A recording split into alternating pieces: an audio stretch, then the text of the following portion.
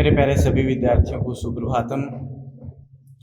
Chapter number 8 चल रहा है अपना, चुंबकत्व एवं चुंबकीय पदार्थों के गुण। ठीक है, इस चैप्टर में अपन काफी कुछ पढ़ चुके हैं, कुछ परिभाषाएं पढ़ी थी, उसके बाद में जो अपना चुंबकीय जो आघूर्ण था उसका मान पढ़ा था अलग अलग स्थितियों में। आज एक छोटा सा टॉपिक है, ये भी काफी महत्वपूर्ण है, छोटा क्वेश्चन पूछ लिया जाता है, वो है कक्षीय इलेक्ट्रॉन का चुंबकीय आघूर्ण। कक्षीय इलेक्ट्रॉन का चुंबकीय आघूर्ण। तो देखो क्या होगा कि कोई भी परमाणु, हम जानते हैं परमाणु है, उस परमाणु में क्या क्या पाया जाता है, नाभिक होगा, नाभिक के चारों ओर कक्षाओं में कौन चक्कर लगाएगा, इलेक्ट्रॉन चक्कर लगाएंगे। ठीक है, तो वो इलेक्ट्रॉन जब गतिशील होते हैं तो अपन जानते हैं कि आवेश गतिशील होता है, इसका मतलब वहां पे अपन उसको एक धारा प्रवाह मान सकते हैं। तो यहाँ पे ये नाभिक है, नाभिक के चारों ओर ये कक्षक हैं, इन कक्षकों में इलेक्ट्रॉन चक्कर लगाते हैं। तो ये चक्कर लगाने से इस कक्षा को मैं एक धारावाही लूप के समान मान सकता हूं। ठीक है, तो इनमें से एक लूप ले लिया जिसकी त्रिज्या है स्मॉल आर। कितनी त्रिज्या है? Small R. तो कोई इलेक्ट्रॉन जो स्मॉल आर त्रिज्या में गतिशील है और v वेग से गतिशील है, तो इसको मैं धारावाही लूप मान सकता हूं। और धारावाही लूप मानूंगा तो मैं कहूंगा धारावाही लूप जो है, कल पढ़ा था अपन ने कि विद्युत द्विध्रुव की तरह व्यवहार करता है। विद्युत द्विध्रुव के उदाहरणों में अपन ने धारावाही लूप भी लिखा था। तो ये विद्युत द्विध्रुव की तरह व्यवहार करता है। तो यहां कह सकता हूं कि इस परमाणु की प्रत्येक कक्षा में इलेक्ट्रॉन गतिशील होते हैं, तो प्रत्येक कक्षा एक विद्युत द्विध्रुव की तरह व्यवहार करती है। और उसका लिए जो चुंबकीय आघूर्ण निकाला था अपने कल, वो था NIA। कितना था? NI। जहां N फेरों की संख्या, I उसमें प्रवाहित धारा, A उसका क्षेत्रफल। N यहां पे फेरों की संख्या, यहां केवल एक कक्षा ले रहे हो आप, तो फेरों की संख्या क्या हो जाएगी? 1 हो जाएगी।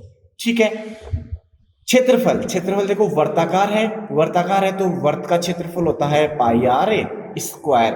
और धारा बराबर होती है आवेश अपॉन समय। आवेश यहाँ पे इलेक्ट्रॉन है तो इलेक्ट्रॉन का आवेश अपॉन समय, एक चक्र को पूरा करने में लगा समय मींस आवर्तकाल कैपिटल T। ये सभी मान यहां रखे तो m बराबर क्या बनेगा? m बराबर आपके पास में बनेगा pi r square E upon T। देखो ये बनेगा क्या? Pi r square E upon T। T क्या है? आवर्तकाल।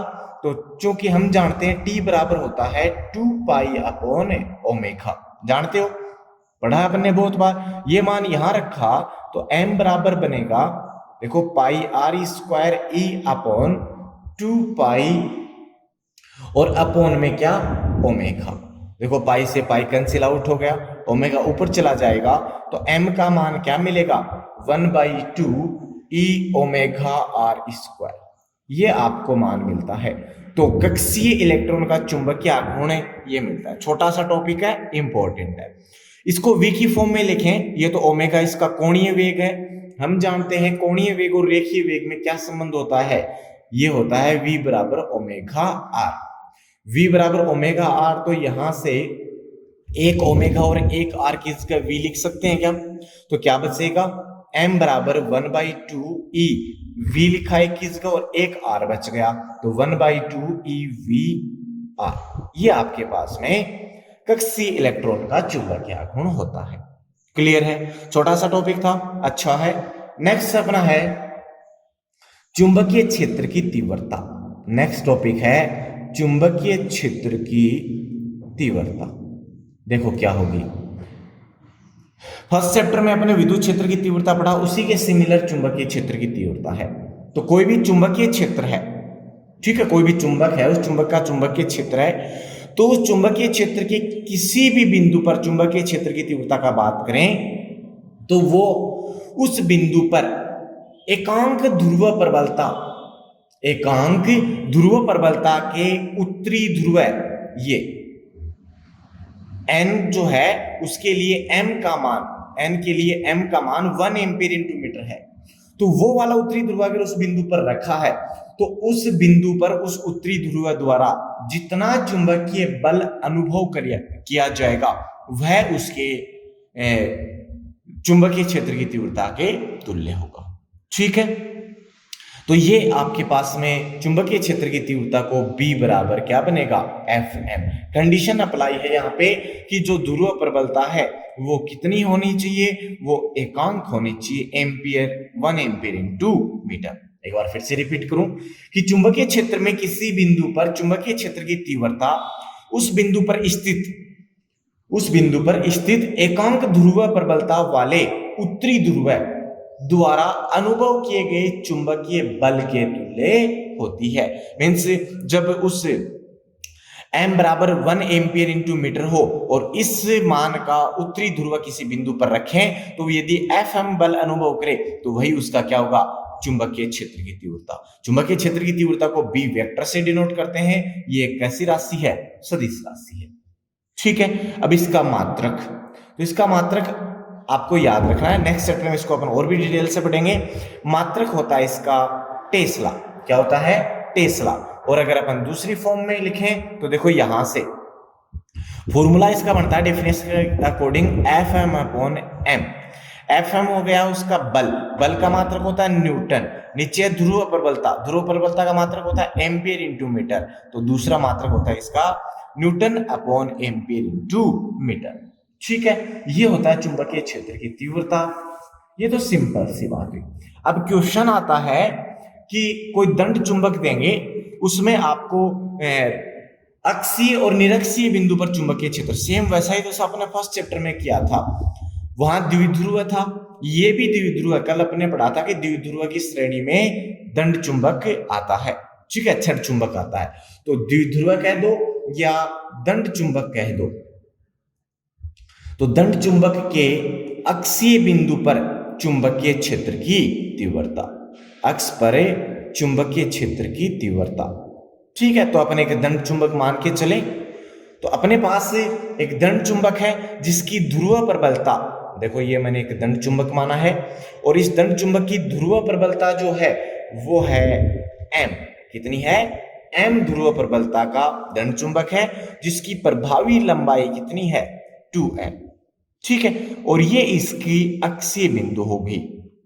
तो इसके केंद्र से, केंद्र O से स्मॉल r दूरी पर, ये केंद्र O से कितनी दूरी पर है, स्मॉल r दूरी पर कोई बिंदु P स्थित है। तो इस बिंदु P पर अपने को चुंबकीय क्षेत्र निकालना है, इस पूरे द्विध्रुव के कारण, इस पूरे दंड चुंबक के कारण। ठीक है, तो दो यहां पे क्या है, दो आपके पास ध्रुव है, एक N और एक S। तो परिणामी जो चुंबकीय क्षेत्र की तीव्रता है वो दोनों ध्रुवों के कारण उत्पन्न तीव्रता का सदिश योग होगी। तो दोनों के कारण निकालू मैं, तो पहले मैं निकाल रहा हूं ध्रुव N के कारण, ध्रुव N के कारण बिंदु P पर चुंबकीय क्षेत्र मैं B1 से डिनोट कर रहा हूं। B1 बराबर क्या बनेगा, देखो एक जो अपने पास ध्रुव है उसके कारण चुंबकीय क्षेत्र अपने पास में क्या होता है वो अपन पहले पढ़ चुके हैं, mu naught upon 4 pi m upon r, मतलब वो दूरी। तो यहां से लेकर यहां तक की दूरी कितनी, देखना यहां से यहां तक की कितनी r है, और इन दोनों के बीच की दूरी कितनी है 2l। जो मध्य बिंदु है केंद्र, वो इसको दो समान भागों में विभाजित करेगा, तो ये कितनी बच गई l। तो ये दूरी l, ये पूरी r, तो इस r में से अगर ये l घटा दो तो np बच जाए, क्या वही चाहिए अपने को। तो ये दूरी कितनी बच गई r माइनस l। तो यहां क्या बचेगा r माइनस l का स्क्वायर। ठीक है, डायरेक्शन कैसे होगी, ये देखो उत्तरी ध्रुव है, उत्तरी ध्रुव से जो चुंबकीय बल रेखाएं वो बाहर निकलती हैं, तो इस डायरेक्शन में होगी B1 वेक्टर की डायरेक्शन, मीन्स NP की दिशा में। कैसे होगी, NP की दिशा में। इसी प्रकार ध्रुव S के कारण बिंदु P पर चुंबकीय क्षेत्र की तीव्रता मैं B2 से लिख रहा हूं, म्यू नॉट अपॉन 4 पाई, ध्रुव प्रबलता समान है, दूरी चेंज हो गई। देखो अब S से P चाहिए, S से P क्या आएगी, O से P तक R है और O से S तक L है, तो क्या बन जाएगी R plus L। R plus L का होल स्क्वायर। डायरेक्शन भी चेंज होगी क्योंकि यहां पर इंटर करती हैं चुंबकीय बल रेखाएं, तो ये इसको इधर की तरफ आकर्षित करेगा। ये हो जाएगी P2 वेक्टर की डायरेक्शन, तो ये हो जाएगी PS की दिशा में। ठीक है, तो बिंदु P पर परिणामी हो जाएगा B वेक्टर बराबर है B1 vector plus B2 vector, दोनों का सदिश योग। देखो दोनों की दिशा विपरीत है, एक की इधर है एक की इधर है, तो एक तो होगा प्लस और एक होगा माइनस, दोनों का मान रख दो। ठीक है, और प्लस और माइनस करके अपने इसको सोल्व कर लेते हैं। देखें आप, तो b का मान रखा b1 b2 का, तो b बराबर बनेगा mu naught upon 4 pi m upon r minus L का whole square minus mu naught upon 4 pi m upon r plus L का होल स्क्वायर। ठीक है, कुछ कॉमन आ रहा है, mu naught m upon 4 pi common आ गया, यहां बचेगा 1 अपॉन r माइनस एल का होल स्क्वायर और minus 1 upon r plus L का होल स्क्वायर। एलसीएम लेकर सोल्व करेंगे तो mu naught m upon 4 pi. ठीक है, एलसीएम लेंगे तो एलसीएम आएगा r माइनस एल का whole square r plus L का होल स्क्वायर। यहां से सोल्व किया तो ये कैंसिल आउट, ये बचेगा, होल स्क्वायर भी मैं साथ ही ओपन कर देता हूं, R square plus L square plus 2RL, फिर ये बचेगा और ऑलरेडी माइनस साइन है, ध्यान देना यहाँ पे, ये होगा R square plus L square minus 2RL, लेकिन माइनस साइन है तो चेंज हो जाएंगे, minus R square minus L square plus 2RL, ये बचेगा। देखो R square L square R square L square 2RL 4RL, तो b बराबर mu naught m upon 4 pi 4RL upon, ये देखो a minus B A plus B, ये बन गया है क्या, a square minus B square means are square minus L square का होल स्क्वायर। ठीक है, ये आपके पास में बचता है।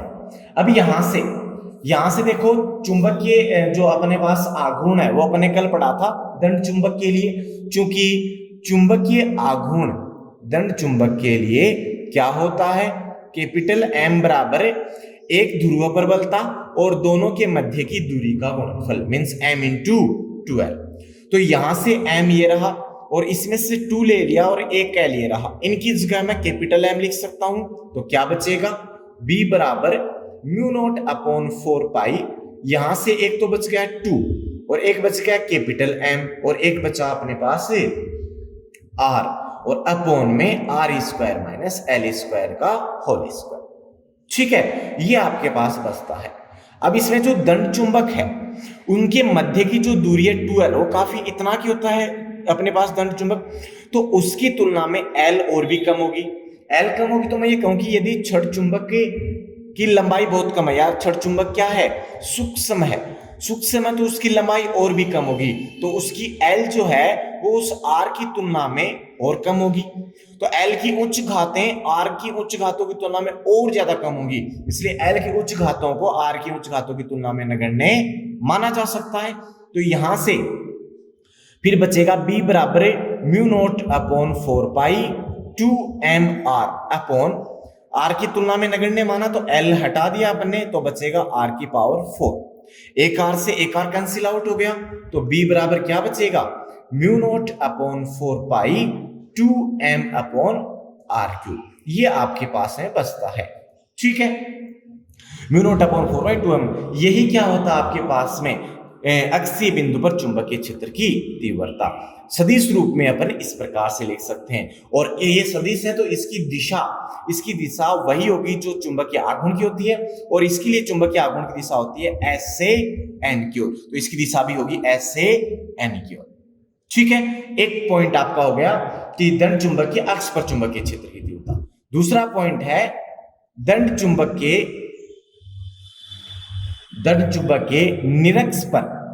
निरक्ष पर चुंबकीय क्षेत्र, निरक्ष पर चुंबकीय क्षेत्र।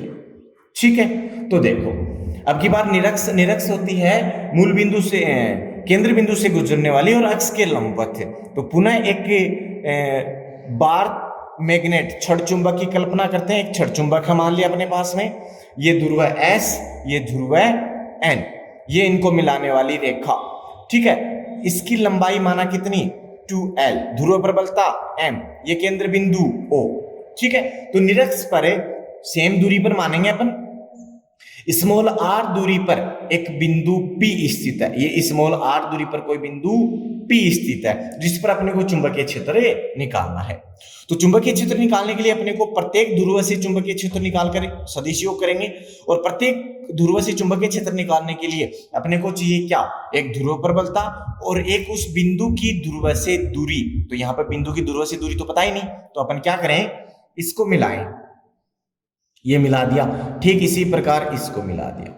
ठीक है, मान लिया ये एंगल थीटा ड्रॉ कर रहा है, तो ये तो 90 होगा, लंबवत है, तो ये L ये R, तो समकोण त्रिभुज बन गया। और समकोण त्रिभुज से ये क्या बचेगी, R square plus L square की पावर 1/2।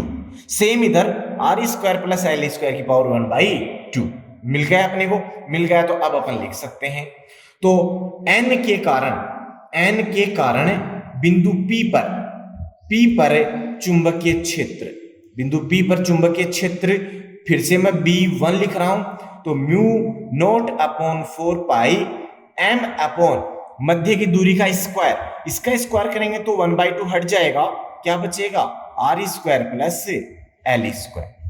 ठीक है, अब डायरेक्शन देखो, N के कारण बाहर की ओर तो ये हो जाएगी इनको मिलाने वाली रेखा के अनुदिश बाहर की ओर, ये डायरेक्शन होगी B1 वेक्टर की। तो डायरेक्शन हो जाएगी NP की दिशा में, कैसे हो जाएगी, NP की दिशा में। क्लियर है। नेक्स्ट है S के कारण बिंदु P पर, उसको मैं लिख रहा हूं B2 बराबर mu naught upon 4 pi m upon, देखो दूरी समान है, ये जितनी दूरी ये है उतनी दूरी ये है, तो यहां पर भी समान आएगा R square plus L square. और अब की बार चेंज हो जाएगी डायरेक्शन हो जाएगी इस साइड में, क्योंकि ये अपनी तरफ होती है, तो ये B2 वेक्टर की डायरेक्शन जो कि होगी PS की दिशा में। ठीक है, देखो एक की दिशा इधर, एक की दिशा इधर, ना तो समांतर है ना प्रति समांतर, तो ये दोनों अलग अलग हो गई। साथ ही यहां देखो तो B1 और B2 का देखो परिमाण समान है, mu naught upon 4 pi m upon R square plus L square, परिमाण समान है, दिशा इनकी बिल्कुल डिफरेंट है, तो अनुदिश नहीं है। तो परिणामी कैसे निकालें, तो परिणामी के लिए अपन क्या करेंगे, इनको घटकों में विभाजित करेंगे। तो B1 का एक घटक ये और एक घटक ये, B2 का एक घटक ये और एक घटक ये, घटकों में वियोजित कर सकते हैं, जो कि उसके दोनों ओर आते हैं। अब देखो ये इसकी अक्ष के समांतर है, तो ये थीटा, तो ये एंगल भी कितना थीटा। सेम उसी प्रकार ये तिर्यक काट रहा है, तो ये एकांतर हो गए, ये थीटा तो ये भी थीटा। और जो थीटा मिल जाता है तो अपन घटकों का निर्धारण कर लेते हैं। थीटा के साथ बनने वाला जो कंपोनेंट है वो कोस होता है, तो यहां पर बनेगा B1 कोस थीटा और ये बनेगा B1 साइन थीटा। ऐसा ही है क्या? ठीक है, सेम इसी प्रकार इसके लिए ये बनेगा B2 कोस थीटा और ये बनेगा B2 साइन थीटा। देखो B1 sine theta B2 sine theta, परिमाण में तो समान है, अभी बताया, दिशा में बिल्कुल विपरीत, तो ये दोनों एक दूसरे को निरस्त कर देंगे, कैंसिल आउट कर देंगे। B1 कोस थीटा और B2 कोस थीटा, ये दोनों देखो परिमाण में समान और दिशा में भी समान, तो जुड़ जाएंगे। क्या हो जाएंगे?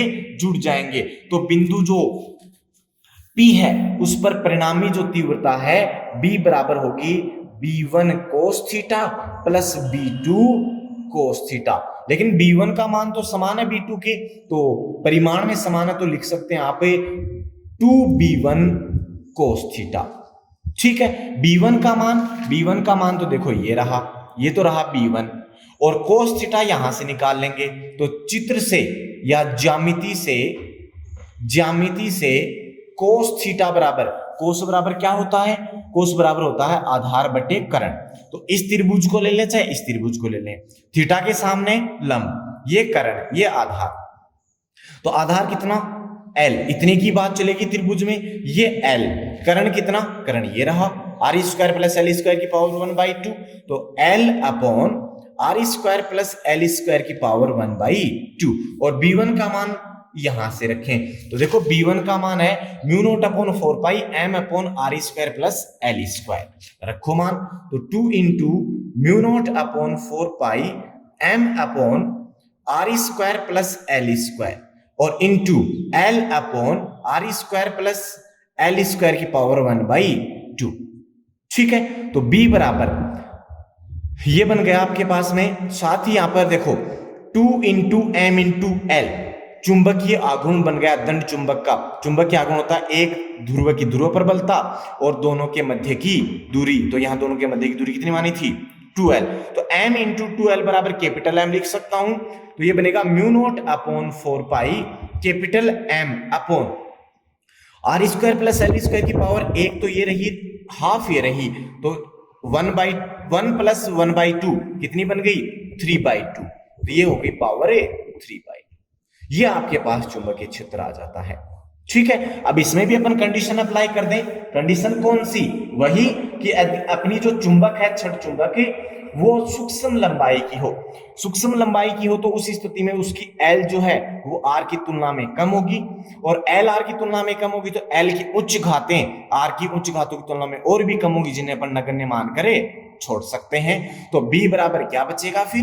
Mu naught upon 4 pi M upon R बचेगा आर स्क्वायर की पावर 3/2। तो 1/2 से स्क्वायर कट गया तो बचेगा R3।